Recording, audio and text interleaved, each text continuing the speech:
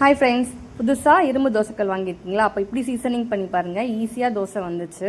இது வந்து pre season பண்ண கல் அப்படின்னு சொல்லி தான் அந்த அண்ணன் கொடுத்தாங்க. 700 ரூபாய்க்கு வாங்கியிருந்தேன் நான் அந்த கல்லை.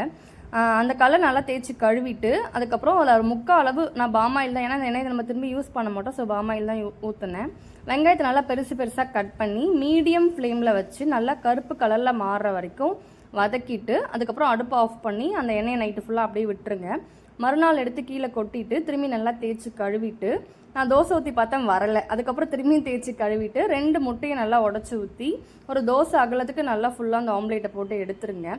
அதுக்கப்புறம் அந்த முட்டை வந்து நல்லா ஈஸியாக வந்துச்சு எடுக்கிறதுக்கு. ஸோ அதுக்கப்புறம் திரும்பியும் ஒரு வெங்காயமோ இல்லை ஏதாவது கத்திரிக்காவோ நல்லா தேய்ச்சி விட்டுட்டு ஹீட் பண்ணி எண்ணெய் ஊற்றி திரும்பியும் தோசை ஊற்றி பாருங்கள். அவ்வளோ சூப்பராக வந்துச்சு. நல்லா மெலிசாக வரத்துக்கும் நல்லா இருந்துச்சு, மொத்தமாக ஊற்றுறதுக்கும் நல்லா இருந்துச்சு, சீக்கிரமாக வெந்துருச்சு. ஸோ நீங்கள் ட்ரை பண்ணி பாருங்கள், நல்லா இருந்துச்சு, சாப்பிட்றதுக்கும் நல்லா இருந்துச்சு. இந்த வீடியோ பிடிச்சிருந்தா லைக் பண்ணுங்கள். டாட்டா பாய்.